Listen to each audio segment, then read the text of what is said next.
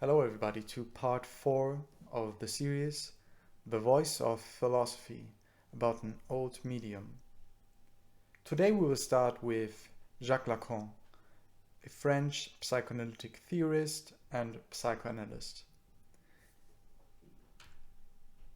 In Seminar 5 he says, quote, that there are in the unconscious signifying chains which subsist as such and which, from their structure, act on the organism, influence what appears from the outside as a symptom. This is the whole basis of analytic experience. Now a longer quote from Seminar 6. I spoke to you about Robinson Crusoe and about the footstep, the trace of Friday's footprint, and we dwelt a little while on the following. Is this already the signifier? And I told you that the signifier begins not with the trace, but with whatever effaces the trace. And it is not the effaced trace which constitutes the signifier. It is something which possesses itself as being able to be effaced, which inaugurates the signifier. In other words, Robinson Crusoe effaces the trace of Friday's footprint, but what does he put in his place? If he wants to preserve the place of Friday's footprint, he needs at least a cross, namely a bar, and another bar across it. This is a specific signifier. The specific signifier is something which presents itself as being itself able to be effaced, and which subsists precisely in this operation of effacing as such. I mean that the effaced signifier already presents itself as such, with the properties proper to the unsaid. In so far as I cancel the signifier with the bar, I perpetuate it as such indefinitely. I inaugurate the dimension of the signifier as such. Making a cross is properly speaking something that does not exist in any form of locating that is permitted in any way. You must not think that non-speaking beings, the animals, do not locate things, but they do not do it intentionally with something said, but with traces of traces. What man leaves behind him is a signifier. It is a cross, it is a bar, qua barred, qua overlaid by another bar, which indicates, on the one hand, that as such it has been effaced. And now again from Seminar 5. Quote, if we notice what is specific in the fact not of a trace, because a trace is an imprint, it is not a signifier, one senses, however, that there could be a connection, and that in truth what one calls the material of the signifier always participates a little bit in the fleeting character of the trace. This seems to be one of the conditions for the existence of this signifying material. This, however, is not a signifier. Even the footprint of Friday, which Robinson Crusoe discovers during his walk around the island, is not a signifier, but on the contrary, if we suppose that he, Robinson, for whatever reason effaces this trace, there we clearly introduce the dimension of signifier. So with these three quotes, without being fully able now at this point to unpack them, we see that Lacan is concerned and is engaged in sorting out and trying to understand and further work on the relation between the trace and what he calls the signifier. And we will get into his notion or his understanding, what he means by signifier. So perhaps you know the signifier of de Saussure's symbolic theory or sign theory, which makes a distinction between, or a differentiation between, the signifier and the signified. Now, for Saussure, the signifier seems to have like a psychological status mainly. It is some sort of entity of the mind. With Jacques Lacan, there is another dimension of the signifier that he tries to carve out and bring not to the appearing, because I guess that is not possible, but he tries to get into the material of the signifier, as he calls it, like, and this material of the signifier is connected to the trace.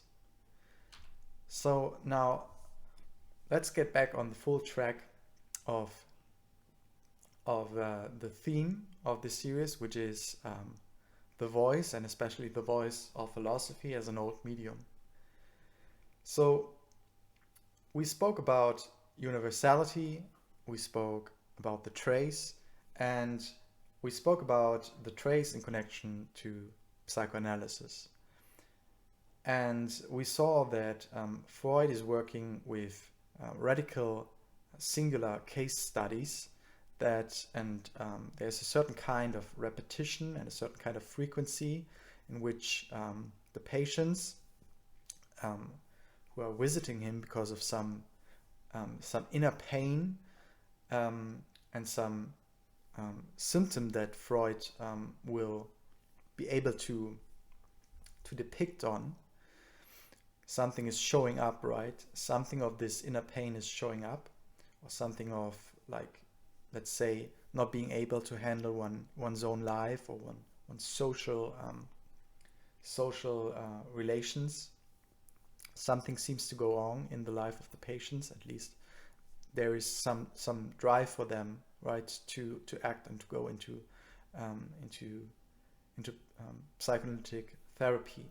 I mean, you can also have the case that someone is pushed toward it, but Freud makes it really clear that it's as long as it's like a forced encounter, as long as the patients are forced and pushed into the therapy, there is no chance to get things going, at least, and not as easy. Perhaps, the patient opens up and gets himself going by just speaking about it and just, saying, okay, whatever, now I'm here, let's talk to this guy that I'm, perhaps not even seeing while speaking. Okay, so I'm just speaking into the room and I get things going. So, but this to be said, we talked about how Freud is dealing with this radical singular cases of him, and he's analyzing them. Now, and we talked about universality in terms of the Turing machine. Now, the kind of rough distinction marked is that the Turing machine is, it's a universal machine, we saw, in the sense that it can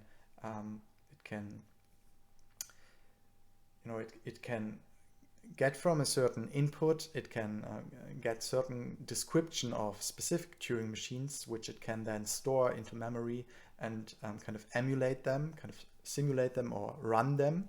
But basically it's like universal because it can run any thinkable Turing machine. I mean, in the kind of background of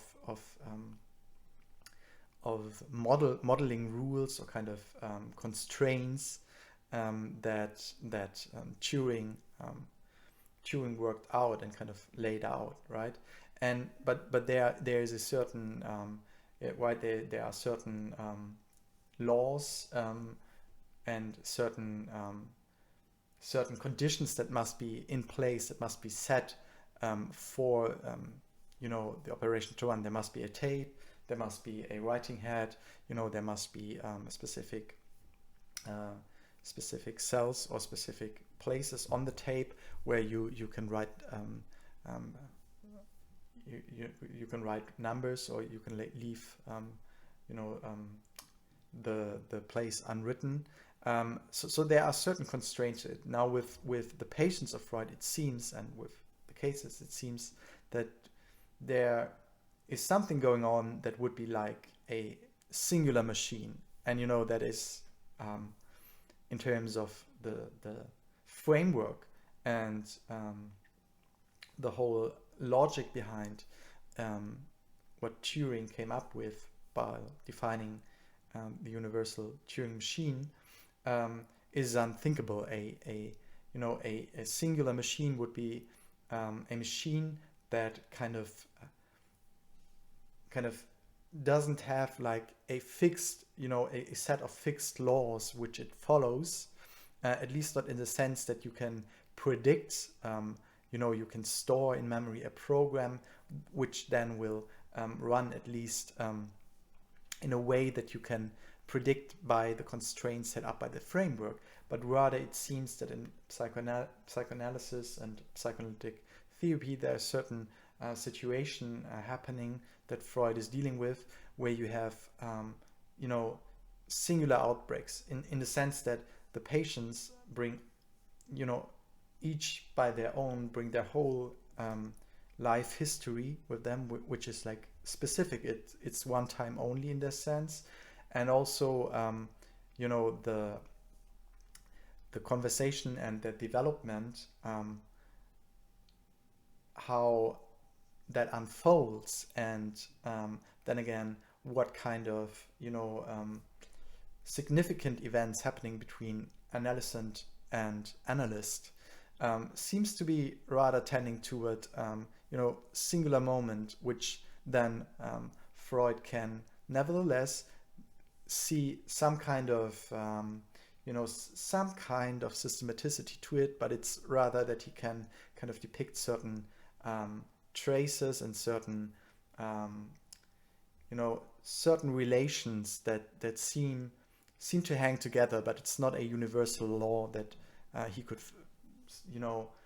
write down and define a fixed set of rules for psychoanalytic therapy. And he always blocked also and rejected this stance toward psychoanalysis, that it should and that it was an urge for psychoanalysis that some people like demanded of it to fix its terminology and its rules. And we will see why this is the case. Okay, so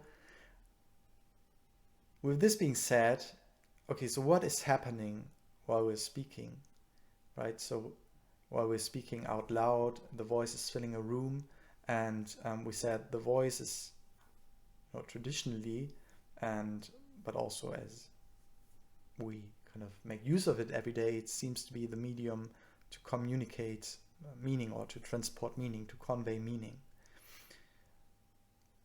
So, but where is the voice locating itself, or where is the voice appearing? And now, beginning here with this slide, the voice then is not there before the meaning, but it is there through the articulation of meaning. It is, in this paradoxical sense, a process of appearing, in a sense, a subsequent medium, a retrospective medium, in the sense that it's only showing up retrospectively, always already happened, always already speaking. Something of the body arguably comes to the voice, in contrast to the chain of signifiers, which apparently cannot care about materiality and corporality. But it is a particular form of corporality that is arguably more to be grasped as a rupture. This corporality arises at the fragile line to pure air, which nevertheless appears corporeal, connecting the body to the signifier, but precisely not making the voice an integral part of the body, but a corporeal figure of the rupture. Now, speaking of the chain of signifiers, there are two ways to get this first grasp what Lacan means by the signifier.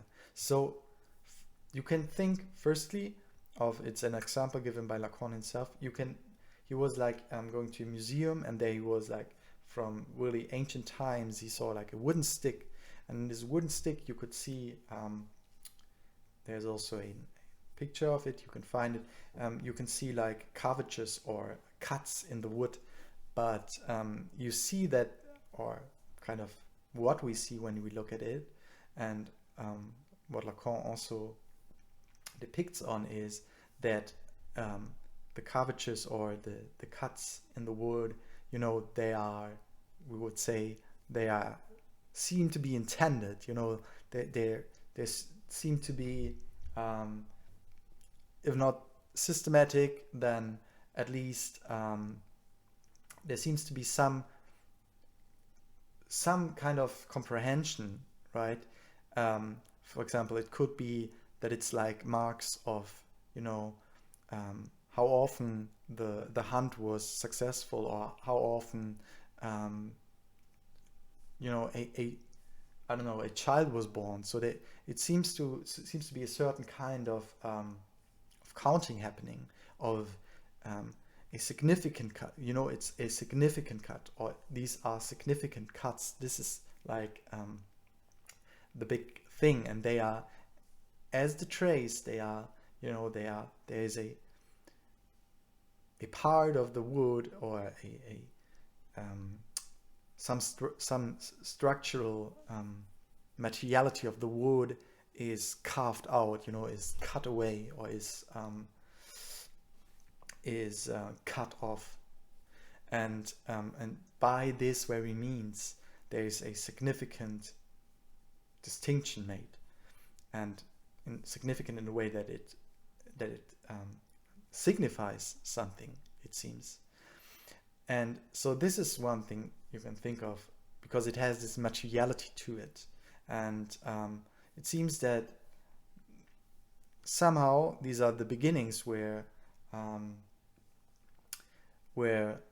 some form of life capable of, you know, of perhaps not counting, but in, you know, in the sense counting with numbers, but apparently it seems making sharp distinctions, and you know, memorizable cuts that seems to have to do something with counting, with reading, with signifying.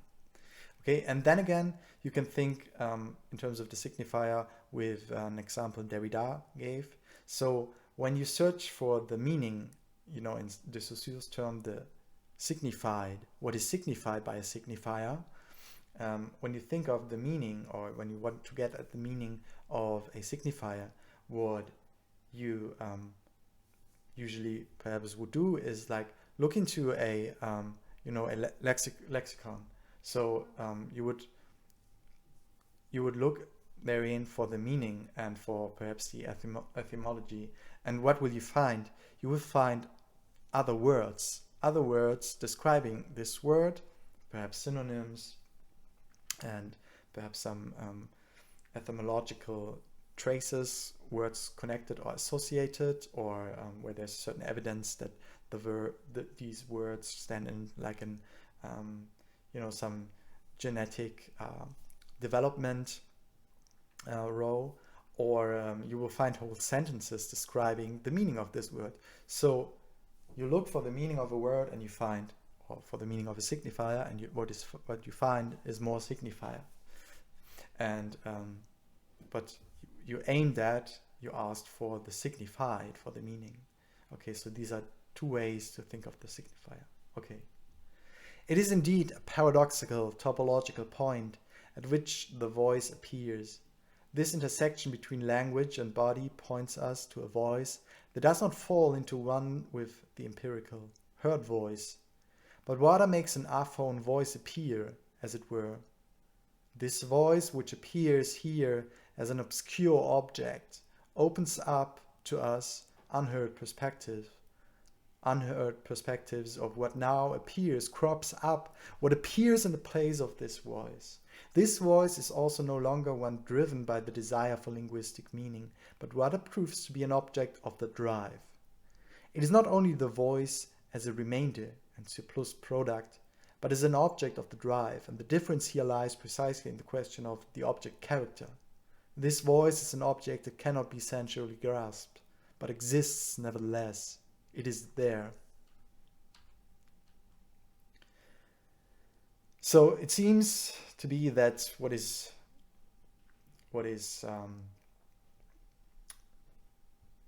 you know,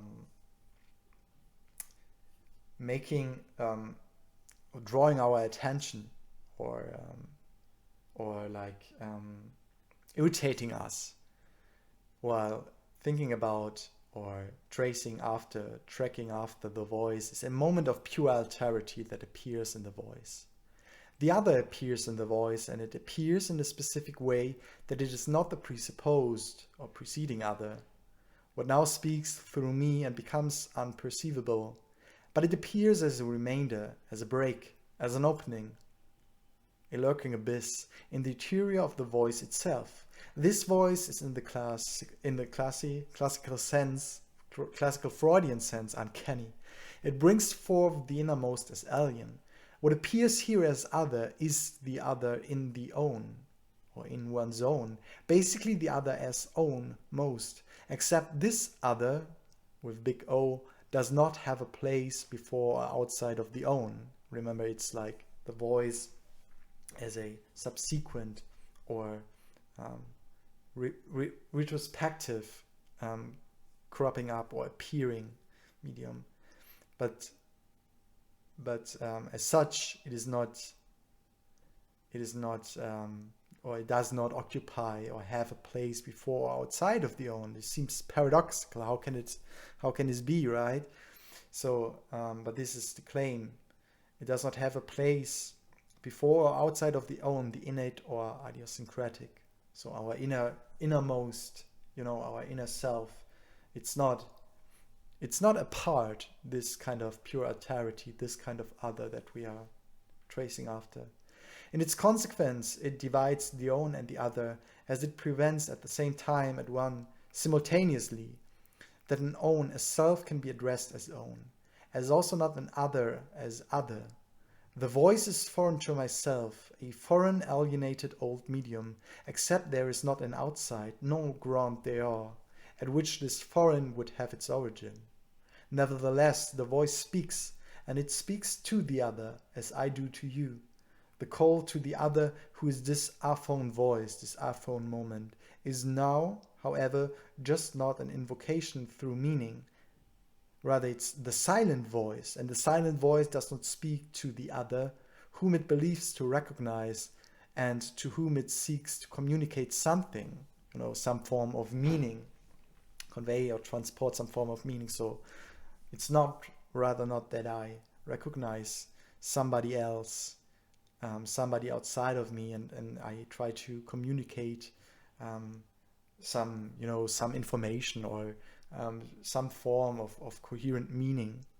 We are now rather in the midst of the communication with others, encountering, not facing, but encountering in the act of communicating with others, a moment of the voice at which the voice itself runs empty. Coming into some leeway situation or some leeway situation. In the midst of the meaning, it shows itself as carrier of this meaning. So the voice shows itself as a carrier of this meaning, or as something underlying this meaning, something which transports this meaning, right? A medium, something which is mediating this meaning, which does not merge into it, and at the same time, so there is some differentiation, nevertheless, it doesn't fall into one place, or it doesn't is identical, and at the same time disturbs it as this non-merging. At the same time, and simultaneous, so there's some form, some inscription of temporality there. The aphone voice as object of the drive causes our talking, because we also aim at it, because we enjoy aiming past it, enjoy failing, missing it by mistake, by repetition. We miss it repeatedly.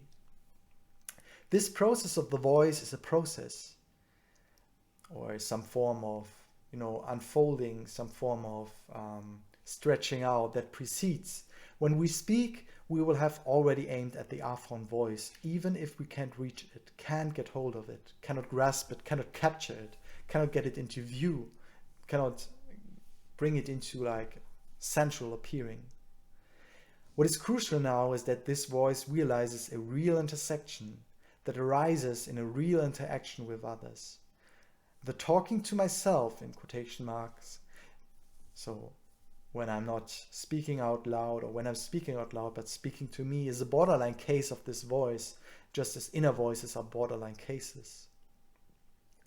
So in the sense of, in the borderline case in the sense of, Kant is speaking of borderline concepts or boundary concepts, better translation. But in fact, the object of this voice opens up a real space that is spatially and temporally grasped. So there's a spatial and temporal, not perhaps connotation, but a connotation on a real spatial and temporal aspect. Not only an aspect, but a dimension, in which the object of the voice exists in its realization, i.e., one must thus speak in order to realize the object of the voice, which is the object of the drive, and one must speak with others in order to realize the silence of the aphonic voice.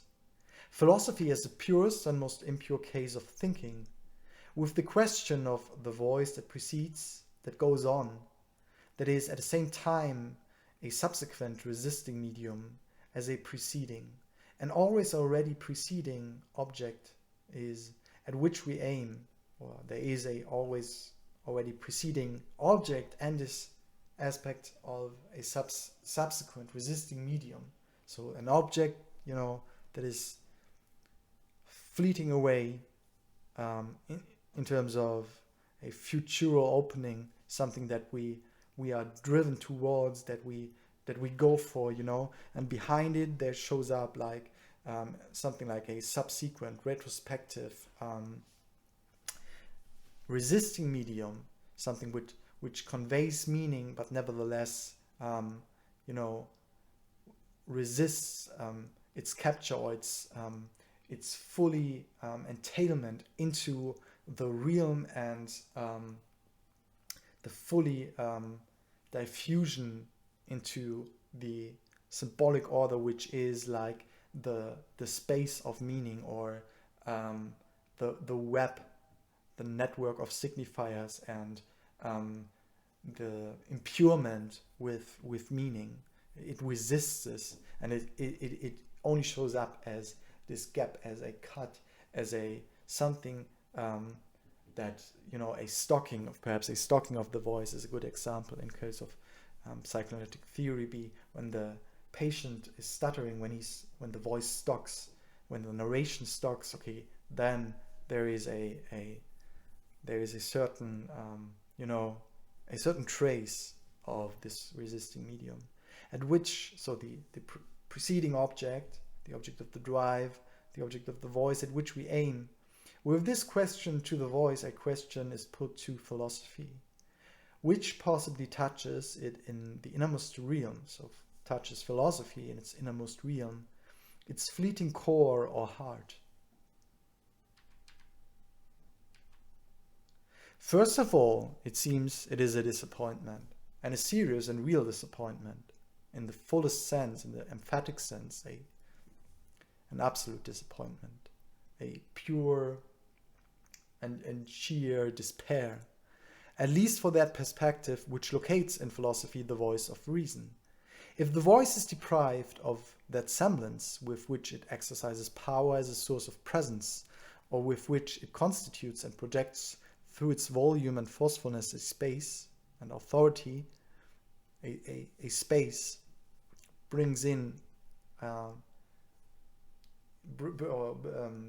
of throfts out or projects a space and kind of dictates a space with which it encloses and structures meaning with its body. If it is thus deprived of these insignia of power, in which it is already always crossed and broken by its other side, that is, that side which cannot be controlled. So the voice as subsequent medium, retrospectively, like only retrospectively, making cuts and showing up as resisting, cannot be controlled, it cannot be captured, it cannot be fixed. So, and that side which cannot be controlled, at which it speaks itself. So this side which cannot be controlled and but nevertheless, which the voice of philosophy addresses itself, or to which side it speaks, to what came before, to the to that which was.